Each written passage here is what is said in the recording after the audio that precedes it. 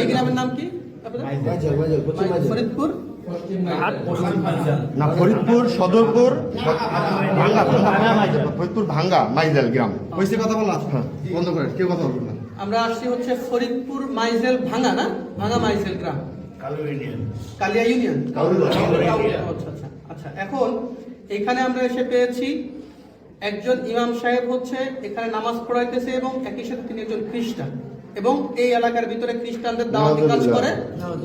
তো এই শবে বরাতের দিনও উনি নামাজ পড়াইছে, মোনাজাত করছে এবং ইনার পিছনে যারা নামাজ পড়ছে এদের নামাজ, খ্রিস্টানের পিছনে তো নামাজ হয় না সাধারণত। আচ্ছা, এরপরে হচ্ছে আর একজন হচ্ছে মোটামুটি জেলা দায়িত্বে আছেন, উনি হচ্ছে জেলা দায়িত্বে আছেন খ্রিস্টানদের এই ফরিদপুরের। আচ্ছা, এখন সর্বশেষ যে ইমাম সাহেবকে দাওয়াত দিছে ওই ইমাম সাহেবের মাধ্যমে আমরা জানতে পারছি যে তিনারা খ্রিস্টান। এখন যাকে দাওয়াত দিছে সরাসরি তার মুখ থেকে আপনারা একটু শুনেন যে তাকে কি বলে দাওয়াত দিয়েছিল এবং কেন আজকে তারা এসেছে বলেন। আসসালামু আলাইকুম ওয়া রাহমাতুল্লাহ। আমি শফিকুল ইসলাম, আমি বাবুনগর মাদ্রাসায় পড়ালেখা করছি, সাথে হাটাজারি মাদ্রাসায় উলুমুল হাদিস পড়াশোনা করছি 2 বছর। আমি এই এলাকায় নতুন ইমাম নিয়োগ হয়েছি, সেই সুবাদে ওনাদের সাথে আর কি আমাদের একজন মুসল্লি বিভিন্ন জনের সাথে পরিচয় করাই দিচ্ছিল। সেই বিভিন্ন জনের সাথে পরিচয়ের সুবাদে ওনার সাথে আমার পরিচয়, ওই মুসল্লি ওনার সাথে আমার সাথে পরিচয় করাই দিচ্ছে। তো পরিচয়ের পর্যায়ে উনি আমাকে বলতেছে যে ভাই আসেন, আমরা তো একই শ্রেণীর মানুষ, দুজনই আলেম, তাহলে আমাদের পরিচয়টা আর একটু গভীর হোক। আমি বললাম কীভাবে গভীর হবে? এরপরে বলতেছে যে আমরা একটা কোম্পানির কাজ করি, ওই কোম্পানিতে চাইলে আপনি আমাদের সাথে কাজ করতে পারেন। আল্লাহর রহমতে চাইলে এখানে টাকা পয়সার আপনার কোনো অভাব হবে না। আপনি আপনাদের সাথে থাইকা আমেরিকা, লন্ডন, বড় বড় রাষ্ট্র আপনি সফর করতে পারবেন, ভ্রমণ করতে পারবেন, টাকা পয়সা নিয়ে চলবেন। আর মসজিদে ইমামতি করে কয় টাকা দেয় আর আমাদের? আমি বললাম যে কী কাজ এটা? বলতেছে দিনের দাওয়াত। ওই দিনের দাওয়াত করে টাকা পাওয়া যায়, এটা এখন কি দিনের দাওয়াত বলেন আমাকে বিস্তারিত খুলে। উনি বলতেছে কয় সব নবীর কথাই তো কোরআন শরীফে আছে, আমরা শুধু ঈসা নবীর দাওয়াতটা আমরা বেশি দিই, অন্য কোনো নবীর আমরা দাওয়াত দিই না, আর আমরা তাকেই মানি। আমি বুঝতে পারলাম যে এখানে আসলে উনি খ্রিস্টান মিশনারিদের একটা কাজ চক্রান্ত, যার কারণে আমাকে আস্তে আস্তে আস্তে আস্তে আমার লাইনে আনার পর্যায়ে এক পর্যায়ে গত পরশুদিন ফোনে আমার সাথে বলতেছিল যে কোরআনের মধ্যে মুহাম্মাদের নাম আর কয় জায়গায় আছে, তার থেকে আমাদের ঈসা আলাইহিস সালামের নাম, মাসিহা ঈসার নাম আরো বেশি জায়গায় আছে, এরকম বলতেছে। পরে আমি গতকালকে সর্বশেষ জিজ্ঞাসা করি যে ভাই আমার, তাহলে উনি আমাকে অনেকদিন ধরে পারাপারি করতেছিল যে আমাকে কি দিবে, ওই তরিকা দিবে, কিছু কিতাবাদি আমাকে দেওয়ার কথা ছিল, কিন্তু তরিকা না দেওয়ার কারণে কিতাবাদি উনি আমাকে দিচ্ছে না। বলছিল তরিকা যদি আপনি নেন তাহলে আপনি কিতাবগুলি আমাদের থেকে নিতে পারবেন, এছাড়া তরিকা না দিলে আপনি আমাদের কোনো কিতাব পাবেন না। বললাম যে তাহলে কি করতে পারবেন? আপনাকে আগে তরিকা নিতে হবে। তরিকা কিভাবে নিব? এই তরিকা নেওয়ার জন্যই আজকে আমার এখানে আসা। যাওয়ার কথা ছিল প্রথমে ফরিদপুর, কিন্তু আমি ফরিদপুর যখন যাচ্ছিলাম না তখন এখানে আসলাম। এখানে এসে আজকে আমাদের কার্যক্রম যেটা ছিল সেটা হচ্ছিল কি যে উনি আর আমি দুজন মিলে আজকের প্রোগ্রাম যেটা ছিল সেটা হচ্ছিল কি আমরা দুজন একসাথে নদীতে নামবো। উনি আমার মাথার উপরে এভাবে হাত দিবে, হাত দিয়ে বলবে যে আপনি কি মাসিহা ঈসাকে একমাত্র মুক্তিদাতা হিসেবে মেনে নিলেন এবং এই ধর্মের উপর কি আপনি থাকার জন্য প্রস্তুত? আমি তখন বলবো যে হ্যাঁ। বলার পরে আমার মাথা ধরে চাপ দিবে, আমি পানিতে ডুব দেবো, এরকম নাকি 3 বার করা হবে। এই বিষয়ে গতকাল আমার সাথে কথা হয় ফোনে, এই ফোন রেকর্ডটাও আমার কাছে আছে, চাইলে আপনারা কেউ ডকুমেন্টস হিসেবে এটা শুনতেও পারেন। এই হিসাবে আজকে আমার এখানে আসা। ওনাদের গত 1 তারিখে ঢাকায় একটা প্রোগ্রাম হওয়ার কথা ছিল, হয়েছেও সেটা। আমাকে উনি যেটা বলছে যে এখানে নাকি শত শত আলেম নাকি থাকে উপস্থিত, যারা বাংলাদেশের বিভিন্ন প্রান্তে মসজিদ মাদ্রাসার খেদমতে আছে। আমার সাথে ওনার সাথে ভিডিওতে কথা হয়েছে, ওইখানে উনি আমাকে পরিচয় করা দিচ্ছে একজন আলেম যে সে নাকি মিশর আল আজহার বিশ্ববিদ্যালয় থেকে নাকি পড়ালেখা করে আসছে। উনি আমাকে যখন পরিচয় করা যায় তখন উনি এখান থেকে বলতেছে কাইফা হাল, আমিও এদিক থেকে বললাম যে কাইফা হাল ইয়া আখি আলহামদুলিল্লাহ ইনি খয়ের, এরকম বললাম। এরপরে দেখুন উনি আমার বাংলা বলতেছে, বুঝলাম যে উনি মিশর থেকে পড়ালেখা করে যদিও আসে নাকি সত্য না মিথ্যা আল্লাহ জানে, তবে উনি আর কি আরবি কিছু পারে। এইভাবে করে আর কি কথাগুলো বিষয়গুলো আগাচ্ছিল। পরে আমি আমাদের ভাইদের সাথে, আমাদের মোনাওয়ার ভাই, তারপর ওই পাশে একটা মোনাওয়ার ভাই মাদ্রাসা আছে, মাদ্রাসা শিক্ষক উস্তাদ সবার সাথে আমি পরামর্শ করি বিষয়টা নিয়ে যে ভাই কিভাবে কি করা যায়, কোনটা আমাকে বাকি দিক নির্দেশনা দেয় যে আপনি এইভাবে করে আগান, তাহলে আশা করা যায় আমরা আমাদের বড় একটা গ্রুপকে ইমানের হেফাজত করতে পারবো। এই হচ্ছে আমাদের আজকের বিষয়। তো বাদ বাকি কথা তাই আশা করি স্বীকার করতে হবে এই জন্যই কারণ ওনার সকল প্রকারের ডকুমেন্টস আমাদের কাছে অলরেডি আছে, আমার কাছে আছে।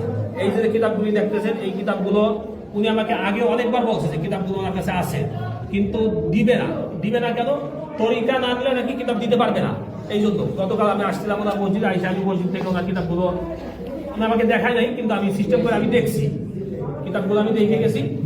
এই কিতাব আর তরিকা এই দুটো নেওয়ার জন্য আজকে মূলত এখানে আসা। তো আমি আপনাদের কাছে আবেদন করবো যে ও টাকা, হ্যাঁ কিছু টাকাও দেওয়ার কথা ছিল। আমার সাথে ওনাদের একজন আছে, আলেম আছে, যে কুমিল্লা আছে, মুফতি আকিদুল ইসলাম, কুমিল্লা দাউদকান্দিতে আছে, একটা মসজিদের ইমামতি করে, সাথে একটা দাখিল মাদ্রাসা উনি শিক্ষকতা করে। তো ওনার সাথেও আমার সাথে গতকালকে কথা হয়েছে প্রায় 20 মিনিট এই হোয়াটসঅ্যাপে। এটাও আমার কাছে কল রেকর্ড আছে। উনি আমাকে আগে বলছিল গোপালগঞ্জ, কিন্তু উনি তো মাত্র স্বীকার গেল যে আকিদুলের বাড়ি নাকি বাগেরহাট, এরকম আমাকে বলছিল গোপালগঞ্জ, কিন্তু মাইক দেওয়ার ভয়ে হয়তো উনি ই করছে, এখন হয়তো সত্যটা বলতেছে, তাহলে আগে সত্যটা বলছে, এটা বলছে। তাই আকিদুল নাকি এই মাসে 10 জন মুসলমানকে খ্রিস্টান করে ওইখানে নিয়ে আসছে। উনি বলছেন আমাকে যে আকিদুল একজন ইমাম সাহেব, সে 10 জন খ্রিস্টানকে, নাকি মুসলমান যারা খ্রিস্টান হয়েছে, গত এই 1 তারিখের সেমিনারে উনি নিয়ে আসছে। সেমিনারে আমার যাওয়ার কথা ছিল, কিভাবে যাইতে হবে, কিভাবে ইমাম, হ্যাঁ সেও একজন দাউদকান্দি একজন ইমাম বানাইছে, তারা ইমাম কিনা এই ব্যাপারে আমি এটা জিজ্ঞাসা করিনি। এটা কি বলেন, তারা কি বলেন? বাকি সবাই ইমাম। আচ্ছা আচ্ছা, এখন হলো এই ভদ্রলোক হলো খ্রিস্টান হয়েছে, এবং ইনি শুধু খ্রিস্টান না, ইনার তো আসলে এক পা অলরেডি কবরে চলেই গেছে। তো ইনি এখন এই গ্রামে দাওয়াতি কাজ করেন, এই মসজিদের ইমাম সাহেব, এবং এই অঞ্চলে উনি খ্রিস্টানদের দাওয়াতি কাজ করেন। এখন আপনার নাম হলো, আপনার নামটা বলেন। হাবিবুল্লাহ বাহারি, একটু জোরে বললেন। আচ্ছা, প্রথমে পরিচয় দিয়েছিলেন কি? মাওলানা মুফতি হাবিবুল্লাহ বাহারি। পরিচয় উনি প্রথমে দিছে, ওনার নাম হচ্ছে মাওলানা মুফতি হাবিবুল্লাহ বাহারি। এরপরে বলছে উনি ফাজিল শেষ করছে কোনিয়ালিয়া থেকে, দিগনগর থেকে ফাজিল শেষ করছে, আবার মাওলানা মুফতি শেষ করছে। পরবর্তীতে কিছু সময় পরে আবার স্বীকার করছে না, মাওলানা মুফতি হয় নাই। তারপরে এই মাওলানা মুফতির টাইটেল পরিচয় ব্যবহার করে সাধারণ মুসলমানদেরকে ধোঁকা দিচ্ছে যে আমি একজন মাওলানা মুফতি সাহেব, যদি খ্রিস্টান হই তোমাদের খ্রিস্টান হতে সমস্যা কি, বা ইসাই তরিকা গ্রহণ করতে সমস্যা কি? আচ্ছা, এখন আপনার গ্রামের বাড়ি হলো কোথায়? মানিহার গ্রাম, থানা জেলা গোপালগঞ্জ, থানা গোপালগঞ্জ, মানিহার গ্রাম। আচ্ছা, আপনার ছেলে সন্তান কয়জন? আচ্ছা, আপনি এ পর্যন্ত দাওয়াত দিয়ে আকিদুল্লাহ খ্রিস্টান বানাইছেন? আচ্ছা, শুধু আকিদুল রে, আর তারপরে আর কাউকে দাওয়াত দিয়েছেন? আর এনাকে দাওয়াত দিয়েছেন। কিন্তু আপনি আমাকে বলছেন যে আপনার এই অধীনে অলরেডি 5 জন খ্রিস্টান আছে, ওনার অধীনে আরো 5 জন খ্রিস্টান আছে। উনি বলছে, এই রেকর্ড আছে আমাদের কাছে, কিন্তু উনি মিথ্যা কথা বলছে, স্বীকার করছে। উনি বলছেন মিথ্যা কথা। তো উনার এই কথাগুলো আমাদের বের করতে অনেক কষ্ট হয়েছে, জানি না আরো কি পরিমাণ মিথ্যা কথা বা কি পরিমাণ রহস্য ওনার ভিতরে রয়ে গিয়েছে। এরপর আছে ইনি হচ্ছে ইনার গুরু, এবং ইনি হচ্ছে ফরিদপুর জেলার দায়িত্বশীল হচ্ছে এই ভদ্রলোক। এখন এই উপস্থিত ক্যামেরার দিকে তাকান, এদিকে। আচ্ছা, আপনার নাম হচ্ছে কি? মাওলানা মুফতি সরোয়ার। জোরে বলেন মাওলানা মুফতি সরোয়ার। আচ্ছা, মাওলানা মুফতি সরোয়ার, আপনার গ্রাম? আমার গ্রাম বাঁশবাড়িয়া, জঞ্জনিয়া, টুঙ্গিপাড়া থানা। দুইজনই গোপালগঞ্জের মানুষ। আচ্ছা, এখন আপনারা দুইজনেই হচ্ছে এখন রাইট নাও খ্রিস্টান, তাই তো? আচ্ছা, আপনি হচ্ছেন একজন বক্তা একই সাথে, তাই না? আপনি বলছিলেন উনি মোটামুটি অত্র অঞ্চলের মোটামুটি একজন জনপ্রিয় বক্তা, এবং একই সাথে খ্রিস্টান ধর্ম প্রচারক। এবং ওনার কাছ থেকে কতজন এই জিনিসটা কি বলছিল আপনাকে? আচ্ছা, উনি দাওয়াত দিয়েছিল। আচ্ছা, আমি জিজ্ঞাসা করছি যে আপনি কতদিন ধরে এখানে আসছেন, এই ধর্মে দীক্ষিত হয়েছেন? উনি বলছেন যে 1 বছর। 1 বছর। আমি জিজ্ঞাসা করছি আপনি কার থেকে হয়েছেন?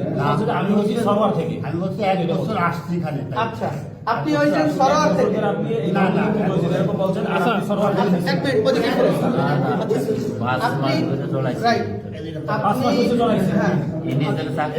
এদিকে টাকা আপনাকে খ্রিস্টান বানাইছে কে? এক কথায় উত্তর দিবেন। আকিদুল বানাইছে। আর আপনি তো আকিদুলকে খ্রিস্টান বানাইছেন, আপনি স্বীকার করেছেন। তাহলে আপনি যে এক কথায় 4 রকমের কথা বলতেছেন। আপনারা সরাসরি খ্রিস্টান কে বানাইছে? আপনি বলছেন প্রথম ইনার কথা, ইনি হচ্ছে এদিকের প্রধান। আমি সত্যি কথা বলছি। আপনি না আপনাকে খ্রিস্টানের দাওয়াত দিছে উনি, স্ট্রেট ফরওয়ার্ড কথা বলবেন। উনি দেশে চুপ, আর কোনো কথা হবে না, উনি আপনাকে দিছে। তাহলে আপনি বলছেন যে এই পর্যন্ত আপনি কাউকে দাওয়াত দেন নাই। এক, তারপরে হলো যে আপনি হচ্ছে নিজে খ্রিস্টান হয়েছেন, এরপরে আপনি বলছেন, আপনার বয়সে বলছেন যে উনি মানে অনেক টাকা পায়, হ্যাঁ, যার কারণে ওই টাকা নিয়ে উনি ফ্ল্যাট নিয়ে ঢাকায় থাকে। একজন ইমাম সাহেবের পক্ষে তো ঢাকায় ফ্ল্যাট নিয়ে 2-3টা ফ্ল্যাট নিয়ে থাকা কি সম্ভব? বলেন।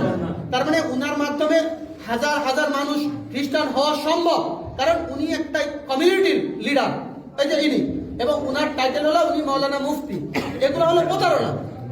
হ্যাঁ, এবার গত মাসে 1 লাখ টাকা কামাইছে, তাই না? তাই বলছে, ভিডিও আছে, ওনারা দর দিছে। আচ্ছা, আর আপনি এক মিনিট, আপনি ওনাকে দাওয়াত দিয়েছেন, স্ট্রেট ফরওয়ার্ড করে বলবেন, ওনাকে দাওয়াত দিয়েছেন? চুপ, দাওয়াত দিয়েছেন। ওকে, আপনি বলছেন যে আপনি করে দাওয়াত দেন নাই। এই একজন পাওয়া গেল আপনাদের খ্রিস্টান, ওই একজন পাওয়া গেল উনি ওনাকে দাওয়াত দিয়েছেন। আচ্ছা আচ্ছা, এই হলো, আচ্ছা এই হলো আমাদের অবস্থা। আর এইরকম অবস্থায় সারা বাংলাদেশে এইরকম অসংখ্য মানুষ পাওয়া যাচ্ছে যারা এই ধরনের প্রতারণা আমাদের মুসলমান কমিউনিটির সাথে করতেছে। ওনারা দুজনই খ্রিস্টান, অথচ ওনারা টুপি দাড়ি এখনো ওনাদের লিপস্টিক আছে। তার মানে এটা হলো মূলত আমাদের সাথে প্রতারণা, সাধারণ মুসলমানদের সাথে প্রতারণা। এইভাবে এই দেশটাকে তিলে তিলে এই খ্রিস্টানরা দখল করে ফেলতেছে। আমাদের বান্দরবন, খাগড়াছড়ি, এই সমস্ত জায়গাগুলো আমাদের দিনাজপুর সব জায়গায় একই অবস্থা ভাই। তো এই জন্য এই যে ইনাদের আপনাদের কাছে কোনো তথ্য আছে ব্যাপারে? আচ্ছা, যাই হোক, এই হলো অবস্থা আমাদের। তো আমরা ওনাদেরকে পাইছি, এই হলো কিতাব, এই কিতাবের মাধ্যমে, এই কিতাবের নাম দিয়েছে কিতাবুল মুকাদ্দাস, অথচ এই কিতাবের নাম হিন্দুদের মানে খ্রিস্টানদের ধর্মগ্রন্থের নাম হচ্ছে বাইবেল। কি নাম? ওদের নাম হলো বাইবেল। এরা মুসলমানদেরকে প্রতারণা করার জন্য এই যে হচ্ছে ওনাদের মূল ইশার নাম হচ্ছে a translation of the holy Bible, অর্থাৎ এটা ট্রান্সলেশন অনুবাদ করা হয়েছে হোলি বাইবেল থেকে, অর্থাৎ পবিত্র বাইবেল থেকে। তো অনুবাদ করা হইলে এটা কিতাবুল মুকাদ্দাস হলো কিভাবে? একই সাথে এই যে মনোগ্রামটা, এটা আমরা কোরআন শরীফে ব্যবহার করি না? তো এইটা ব্যবহার করছে সাধারণ মানুষ, যদি মনে করে এটাও কোরআন শরীফের মতো। হ্যাঁ, এইভাবে এই দেশের মানুষদেরকে প্রতারণা করতেছে, এরকম শত শত বই ওনারা করছে। যাই হোক, এই ছিল আমাদের আজকের বিষয়বস্তু। আসসালামু আলাইকুম ওয়া রাহমাতুল্লাহ। ওই যে হুজুরের একটু স্বীকারোক্তি। আচ্ছা, আমরা দেখেন আলেম সমাজ বেইজ্জতি করা আমাদের উদ্দেশ্য ছিল না। বেইজ্জতি করা কি ছিল না? একজন মানুষ, আমার ঘরে কিতাবুল মুকাদ্দাস আছে, বাইবেল আছে, আমি যেহেতু দাওয়াতের কাজ করি, আমি পড়াশোনা করি, এই জন্য কেউ তোমাকে খ্রিস্টান বলতে পারে না। এই জন্য মূলত আমরা আসছিলাম আমরা কি, কিন্তু যেহেতু তরিকাবন্দি দেয়, যে তরিকাবন্দি দেয় তার ব্যাপারে আসলে খ্রিস্টান না এ কথা বলা যায় না। যে তরিকাবন্দি দেয় সে কি খ্রিস্টান। যে আমার কথা বোঝেন, আপনি মুসলমান না হলে তারা কিন্তু খতম করে মুসলমান করাতে পারবেন না, আর একজনের কালিমা পড়ে মুসলমান করাইতে পারবেন না, এটা কি না? সম্ভব না।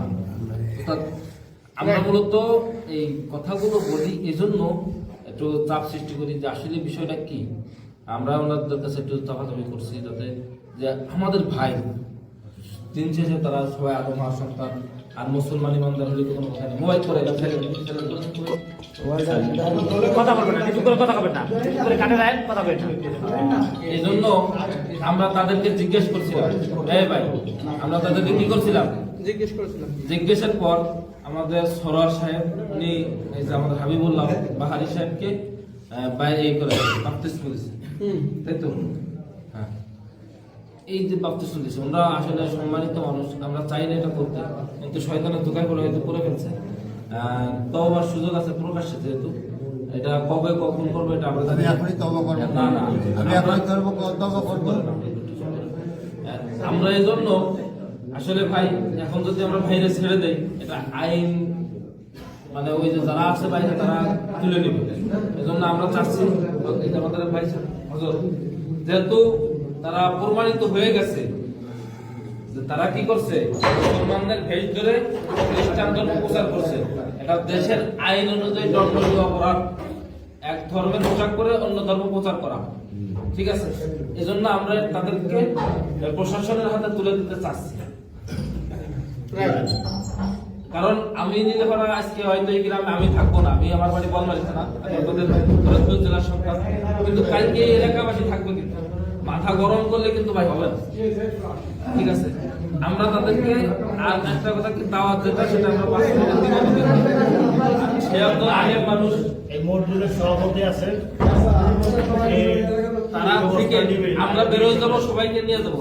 আপনারা যে কোনো ভাবে স্থানীয় যারা আছেন তারা কি করবেন, মানে না আমরা চলে গেলে তো মাঝখানে একটু বলি, উনি যেখানে বর্তমানে আছে ওখানে অলরেডি কিছু আমি লোক পাঠাই দিয়েছি নগরবন্ধার ওই 4-5 এলাকার ভিতরে, ওনার মাদ্রাসায় যেতেছে। এই বিষয়ে আমরা কি করতে পারি? ওই বিষয়ে যদি উনি ফিরে আসে বা ওই এলাকায় কাউকে দাওয়াত দিছে কিনা, আসলে তো এগুলো কাজ লং টাইম করা লং দরকার। টাইম ওই মাদ্রাসার শিক্ষকরা খ্রিস্টান হওয়ার শিক্ষক- সম্ভাবনা আরো খুব বেশি। ওই মাদ্রাসার শিক্ষক খ্রিস্টান হওয়ার সম্ভাবনা প্রধান বেশি। শিক্ষক তার মত অনুযায়ী মানুষকে নেয়। হ্যাঁ, আমাদের কালিয়াতে এরকম ঘটনা পাওয়া গেছে যে মাদ্রাসাটা পরিচালনা হচ্ছে খ্রিস্টানদের টাকায়। না, সুতরাং খুব সম্ভাবনা আছে ওনার মাদ্রাসার পুরো সিস্টেমটা এই ওনাকে পানি দেন তো একটু। এখন বিষয় হলো যে ওনার মাদ্রাসায় আমরা যেতে পারি, এটা একটা হইতে পারে। আর আরেকটা বিষয় হলো দাঁড়ান, চুপ করেন। সভাপতিকে মাদ্রাসা আমি একটু বলছি, সভাপতিকে আমার ভিডিওটা বন্ধ এখন। সভাপতি আপনি